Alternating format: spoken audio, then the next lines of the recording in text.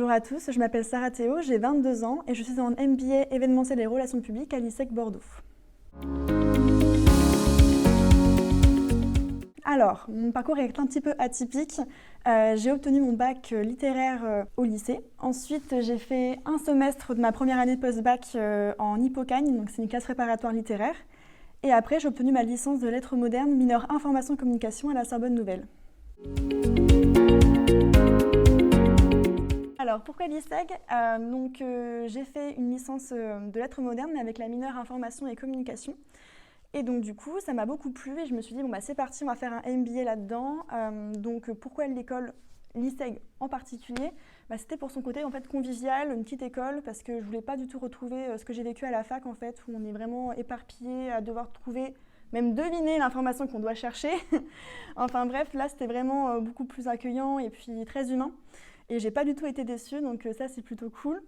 Alors pourquoi après l'événementiel? Parce que je voulais vraiment faire quelque chose de vivant en fait, quelque chose qui bouge, qui vraiment, c'est jamais statique en fait. Donc l'événementiel c'était vraiment parfait. Et vu que c'est une branche en fait de la communication, je me suis dit au moins je me spécialise là-dedans. Comme ça, ça sera beaucoup plus facile après. Et puis créer des événements, je trouve que c'est un peu le b.a.-ba. Et donc pouvoir faire ça, je trouve ça super. Et puis peut-être pourquoi pas être responsable événementiel et commercial dans une grande entreprise ou une grande marque. Voilà. Alors, donc l'intégration. Donc en admission parallèle, on entre en 4e année ou en 3e année. Donc pour ma part, vu que j'avais validé une licence, c'était directement en 4e année. Donc j'ai choisi la spécialité du MBA. Et donc du coup, avec le Covid, c'était un peu folklorique. On a fait 2 mois à peu près de rentrée normale, donc une rentrée classique avec vraiment tous les élèves en physique. Donc 2 mois de cours normaux. Et puis après, forcément, il y a eu le confinement. Et donc du coup, j'ai fait pratiquement tout le reste de mon année en distanciel. Donc ça, c'était un peu dommage, mais bon, on n'avait pas le choix. Après voilà, ça s'est plutôt bien passé.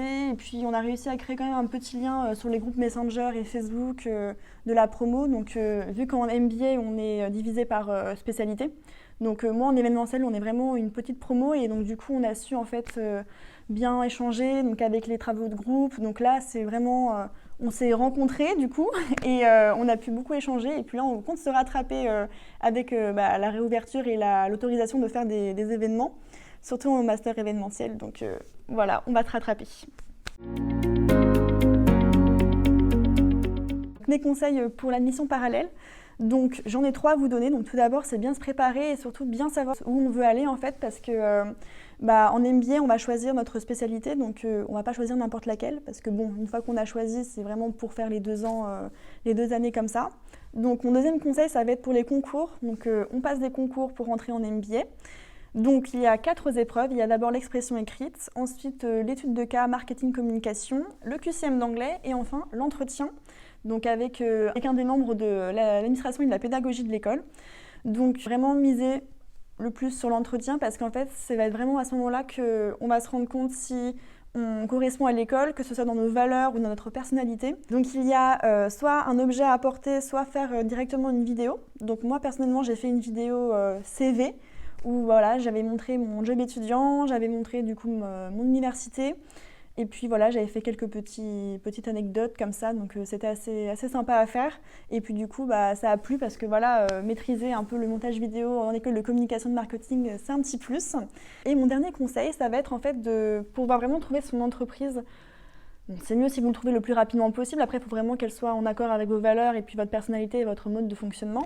Parce qu'en fait, une fois que vous avez trouvé votre entreprise, vous êtes tranquille. Vous pouvez après vraiment profiter du premier semestre en fait, de master de la première année. Parce qu'en première année, vous avez le premier semestre qui se fait en initial. Et à partir de janvier, vous allez avoir la partie professionnelle en fait, avec l'alternance ou le stage. Donc plus vite c'est trouvé, mieux c'est. Et après, on est très aidé à l'école. Moi, par exemple, vu mon parcours atypique, je me suis dit, oh là là, mais comment je vais faire? J'ai très peu d'expérience pro parce qu'à la fac, dans ma licence, il n'y avait pas du tout de stage, donc je m'étais débrouillée pour en trouver un. Et puis, ce qui est sympa aussi à l'école, c'est qu'on est vraiment suivi, donc le côté humain dont je parlais tout à l'heure.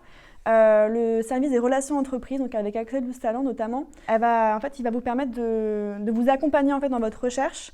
Et puis moi, c'est ce que j'avais fait, donc je savais que j'étais prise à l'école, j'ai direct envoyé un mail à Axel. Et je lui dis voilà, comment je fais maintenant pour vraiment mettre toutes mes chances de mon côté. Et puis du coup, j'ai eu un entretien personnalisé. On a vu ensemble mes objectifs, ce qui n'allait pas dans mon CV. Et puis j'ai trouvé après ce que je voulais pour mon MBA.